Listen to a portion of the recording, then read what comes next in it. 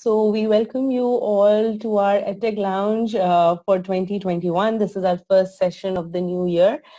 Um, and we want to wish you a very happy new year. These are all the presenters that had presented last year in our EdTech Lounge sessions. And without further ado, I just want to introduce our presenter for today, that is Dr. Zia.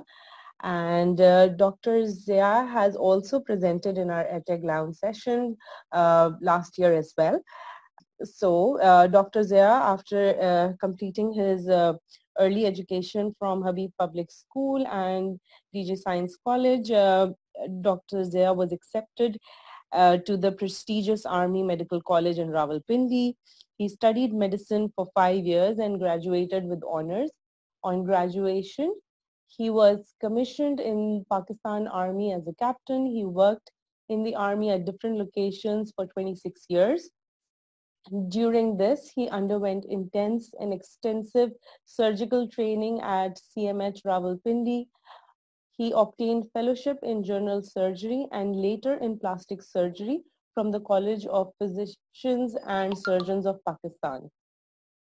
Considering his surgical talents and dedication, he was selected by GHQ for specialized training in UK.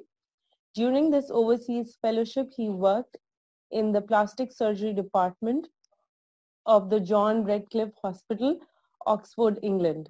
While in UK, he also qualified for the Joint Intercollegiate Specialty Board exam and obtained the diploma FRCS Plastic from the Royal College of Surgeons of England, London. Currently, Dr. Zia is working as a consultant plastic surgeon at AKU, Karachi. He is a supervisor and examiner in plastic surgery for the College of Physicians and Surgeons, Pakistan.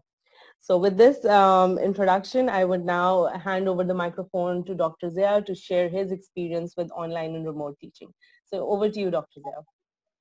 Thank you very much, Abir, for such a nice introduction and also the great opportunity to share my experience.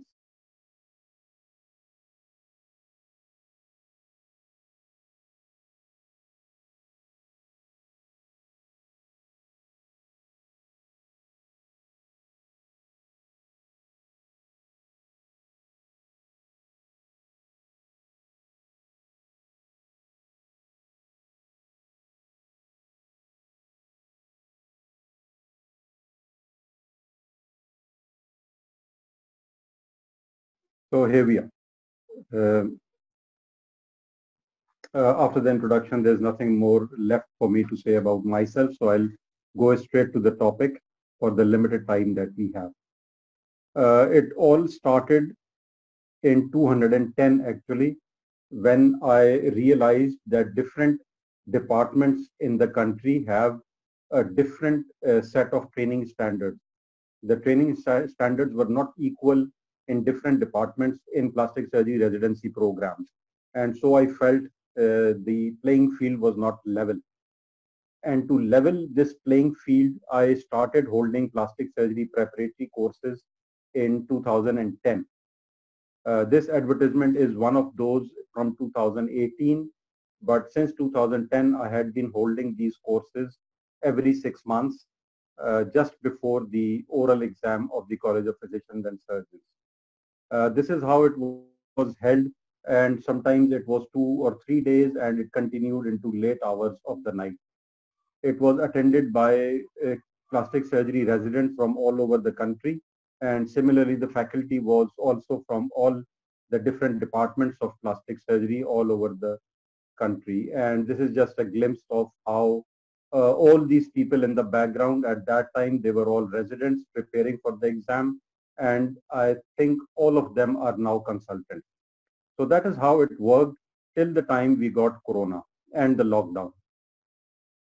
A lot of devastation happened during this last year, but personally, I benefited a lot from it, honestly, just to say that out loud. The first thing that I did during this lockup was to create a group on Telegram app. Telegram app allows us to have more people included, more members. So I started on Telegram group and International Plastic Surgery Residents group, which at the moment has 628 members, and they are from all corners of the world, not restricted to any geographical area. And since we could not meet physically, I thought of arranging the same course on the same pattern online.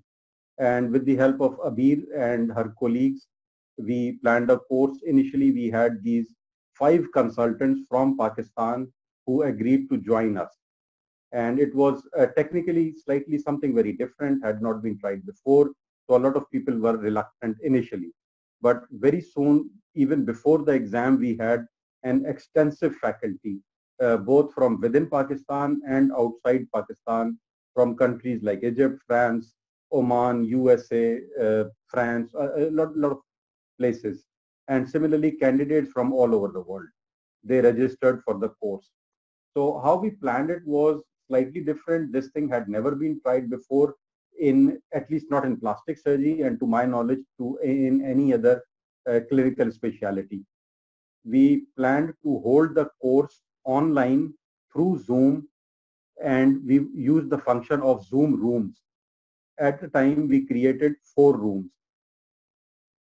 So in each room, there was a display which showed clinical cases that we had already prepared, and there was 1 active participant, 2 examiners, 1 moderator, and the rest of the participants were just observers. They were not allowed to speak. There was a 5-minute preparatory time for each session, and then there was a 30-minute quiz, followed by a 10 or 15-minute feedback, and that ended the whole session. During this session, they discussed 5 clinical scenarios that had been prepared and given to the examiners 1 day before. This is how it looked. This shows actually initially we were planning 3 rooms, but since we had more participants, as we approached the deadline, we included 4 rooms. So we had room 1, 2, 3, and 4, and there were 2 sessions every day, not 3 days. 3 sessions. This is what we originally planned, but we had to modify it. So we had 4 rooms, and each room had 2 sessions. So simultaneously, all these 4 rooms were running the same course content with different observers, different examiners, and different active participants. So this is the active participant. This is the moderator from among the medical students. And these 2 are consultants who are examiners. They are qualified examiners from different parts of the country. It was a bit complicated. So before the course actually started, it was a 6-day course, and 2 days prior to that, we had mock sessions during which we introduced the participants to the concept of Zoom rooms, how to go to the Zoom rooms, how to function there, how to get out of the room, how to get back in, and to test their hardware. This is an example of how a day's program was. So we had 4 rooms, room 1, 2, 3, and 4. They were named after our plastic surgery residents who unfortunately had died. Dr. Furqan had died during COVID, during the early days of the pandemic.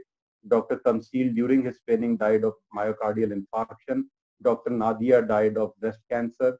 And Dr. Durrani was a very senior plastic surgeon. He started plastic surgery in Pakistan. So in each room, there were 2 examiners like Hussain Sabir from Egypt and Mustahsan Bashir from Pakistan, Sameh Al-Nomani and Kamran Khalid, Najib Ansari and Salahuddin and Mahmoud Bashir.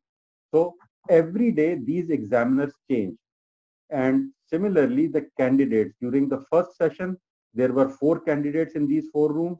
In the next session, they were changed. Then to Nazish, Sara, and this program was for each of the 6 days.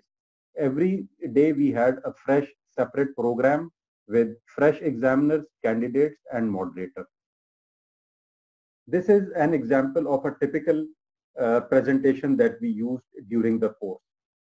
So as you can see, this presentation has been made for session 2 on the first day, which is the 23rd of November. This is one case. I am sorry for the graphic content. Some of you I am sorry, I should have warned as well that this is graphic content. We are actually very used to that. You may not be. So this is the first case, the second case, third case, fourth case, fifth case, and sixth case. So these are 6 clinical scenarios. It is a sort of formative assessment, teaching through formative assessment. So these cases will be discussed with the candidate by the examiners. The examiners already have this key. So they know if this picture is being shown, they have to ask these questions and they should expect these answers. This was very necessary to introduce uh, uniformity in all the 4 rooms. And also it becomes easier for the examiners if they have an idea from where to go and how to proceed. So these were all pre-assembled clinical scenarios with given questions and answers that were asked of the candidate. This was how it typically looked. So when the day started, we all gathered into the main room in which we have a brief introductory session on how the day would proceed, and then everyone would go to their respective rooms to which they have been allotted. In the top row, you can see all these are examiners. This is myself, and from here they are candidates. So all the examiners, all the candidates, they are in the main room, and then they get shifted to the. So each day we had about 115 to 120 participants who logged in.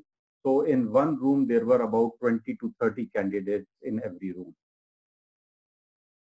This is another view on a different day. These are all very senior examiners from different parts. Dr. Gawad is from UK, from Egypt, from Kingdom of Saudi Arabia. So all sorts of countries participated in this program. Initially, we thought we had only 5 examiners. Farooq Shahzad is from US. So we ended up having more examiners than we actually needed. The total course content that we covered, we had a total of 12 presentations with 5 to 6 clinical scenarios in each. The total clinical scenarios that we discussed were 62. The areas that we covered were trauma, cancer, birth defect, aesthetic surgery, hand surgery, and burn surgery. The total candidates who registered for this were 229 candidates, and the total faculty members were 36. The geographical distribution of candidates was they were from Pakistan, Iraq, Egypt, Afghanistan, USA, Libya, Germany. There's a whole list of countries where they belong to, and the most interesting was actually Iraq. The candidates from Iraq learned midway that there was this course going on, and about 40 or 50 of them joined in one day because they were very desperately seeking for something like this to prepare them for the exam. The faculty was also from different countries, some very big names in plastic surgery, Heini Rockhorst, Peter Nelligan. So overall, the feedback, that's all the slides that I have prepared. I think I've also run out of time. So just a few points that what we learned and what we, how we benefited. The things that we benefited was that a course that was initially before the pandemic, we could only hold in a city and participants from just Pakistan could attend. Now it suddenly became international. And not only we had students from all over the world, but we also have instructors from all over the world who could participate. And there was actually no limit to what we could do thanks to this online teaching and learning. The other was there was a fantastic collaboration between residents from all over the world, and that is continuing in the form of the Telegram group that I showed you. There are over 600 members in that group, and they are now very closely communicating with each other, which is also very nice. From the instructors' point of view, the professors and examiners that joined us, they were actually very thrilled, and they also volunteered to continue participating in these programs. So as a future reference, we have now made an online form which anyone who is desirous of becoming a faculty in this group, he can fill out that form and join us as a faculty. So instead of the geographical course that we held for the last 10 years, now we are planning to have this online because the only problem with this online is it has no limits. You can do whatever your mind can imagine. The only limitation is what you can think. If you can think, you can do it online. Thank you very much.